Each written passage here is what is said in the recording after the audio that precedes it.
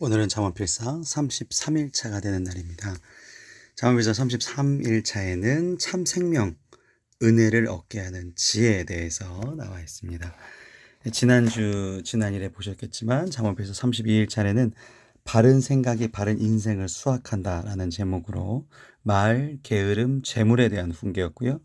오늘은 드디어 이제 100경구부터 108경구까지 잠언 13장 9절부터 17절까지는 참 생명과 은혜를 얻게 하는 그런 지혜의 속성에 대해서 나옵니다. 그래서 인간관계라든지 이 의인에 대한 삶이 어떻게 영향력을 끼치는가에 대해서 나와 있습니다.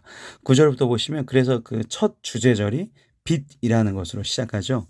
의인의 빛은 환하게 빛나고 악인의 등불은 꺼진다. 빛이라 그러면 긍정적인 파급 효과를 불러일으키는 굉장히 밝아지는 효과. 나도 밝아지고 너도 밝아지고 점점 밝아지는 효과가 있죠. 옛날에 영화에 보시면 이렇게 등불이 꺼질 때 무슨 사건이 일어납니다. 이제 고대 근동에서는 이게 등불이 꺼진다라는 게 재앙을 이제 일으킨다, 재앙을 징조한다라는 표시가 있습니다. 그래서 등불이 꺼진다라는 것은 파멸과 재앙의 시조가 된다, 징조가 된다라고 보시면 되겠습니다. 10절 보시면 교만에서는 다툼만 일어날 뿐이고 이 다툼이라는 것은 결국 다투어져서 이 모든 것이 황폐해진다. 그런 결과론적인 단어를 가지고 있습니다. 권면을 듣는 자, 그러니까 다시 말하면 자기 고집만 주장하지 않는 자는 지혜가 있다라는 것이죠.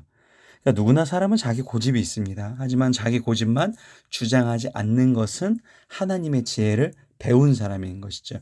이러한 사람들이 평화를 만들어가는 자가 됩니다.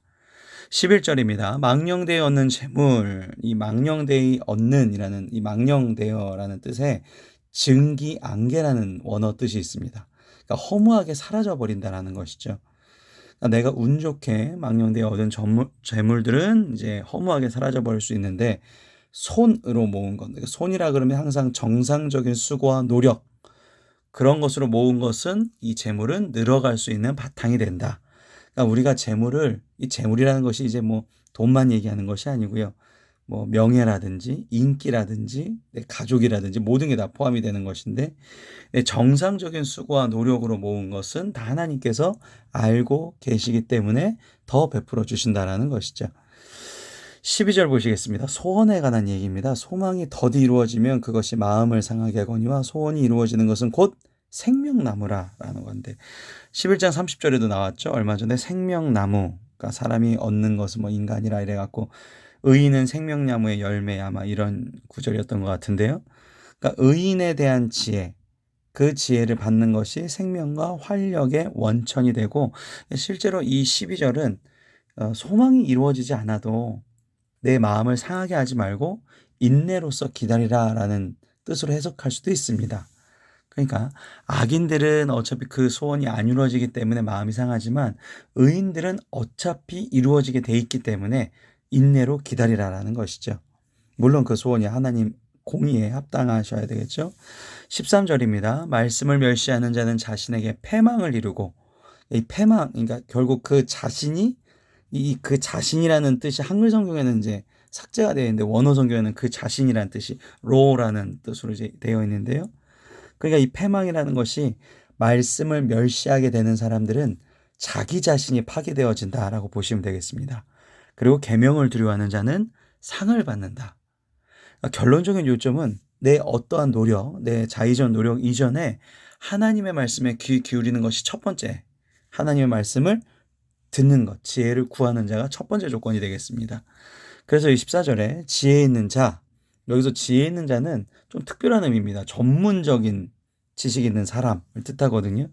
그러니까 전문가, 그러니까 뭐 특별한 기술이 있는 전문가, 우리가 의사, 선생님, 뭐 기술이 정말 특별한 분을 명장, 선생님 이렇게 칭하는 거랑 똑같은 의미가 되는데 아마 여기 14절은 하나님의 지혜가 특별히 임한 사람이라고 보시면 좀 될 것 같습니다. 그래서 이러한 사람들은 생명의 샘이라 그러죠. 생명의 샘은 이 세상 사람들이 굉장히 합당한 가르침을 굉장히 목말란 사람들이 많습니다. 이거 누구나 그렇죠. 근데 이제 그게 이제 인문학적으로 계속 파고들다 보면 또 굉장히 허무해지는 게 있는데 어쨌든 이런 합당한 가르침을 목말하는 자들에게 주는 생명의 샘이 바로 지혜 있는 자의 그런 지식 교훈이다. 그러니까 지혜자의 교훈을 우리가 잘 듣는 것이 굉장히 중요합니다. 왜 그러냐면 그래야지만 여기 뒤에 하반절에 나오죠. 사망의 그물에서 벗어나기 때문에. 그러니까 올바른 하나님의 지식이 있는 사람한테 말씀을 듣는 것이 중요하다. 15절 선한 지혜라 그럽니다. 25절은 좀 특별한데요. 이게 그 인간관계에 관련된 얘기입니다. 이웃에 관련된. 그러니까 보시면 이 선한이 친절 호의의 뭐 관심 이런 뜻이 이렇게 이어져요. 그러니까 선한 친절 호의의 지혜. 이 지혜가 아까 말씀드린 걱정, 관심, 이해, 뭐 염려 이런 뜻이거든요. 그러니까 인간관계에서 약간 이렇게 찾아가줘서 괜찮냐 물어봐주는 이런 선한 지혜가 은혜를 베풀게 된다. 은혜라는 것은 타인에게 베풀어주는 은혜, 그러니까 하나님의 은혜, 그러니까 이런 수직적인 은혜를 말하는 게 아니라 인간관계에서 베풀어지는 은혜, 호의를 또 뜻합니다. 그러니까 내가 다른 사람들에게 친절한 호의가 나에게 또 친절한 호의로 돌아온다라는 것이죠. 16절 무릇 슬기로운 자는 지식으로 행하거니와 미련한 자는 자신의 미련한 것으로 나타낸. 그러니까 슬기로운 자라는 것은 하나님의 말씀을 따라서 행동하는 사람이고, 미련한 자는 자기의 순간적인 감정이나 뭐 화내는 습관, 다혈질적인 그런 성격, 습관적인 행동을 통해서 나타나게 된다. 마지막 17절입니다. 오늘도 분량이 짧네요. 악한 사자는 재앙에 빠져도 충성된 사신은 양약이 되느니라. 이게 무슨 말씀인가 하시겠지만 이런 얘기입니다. 사자나 사신이나 다 같은 사실 단어예요. 그러니까 이제 중복적인 단어를 피하기 위해서 이렇게 다른 언어로만 표현이 된 거고 같은 얘기인데, 자신의 임무를 수행하지 않고 나를 파견한 자를 속이는 것을 조심해야 된다. 이게 무슨 얘기냐면 저희가 사도지 않습니까? 하나님의 종이란 말이에요. 하나님이 임무를 우리에게 지어주셔서 우리가 이 세상에서 지금 이렇게 있는 건데, 그것을 수행하지 않고 그걸 보낸 사람을 속이는 행동, 그러니까 내 스스로 내가 원하는 것을 막 찾아서 가는 사람들이 있지 않습니까?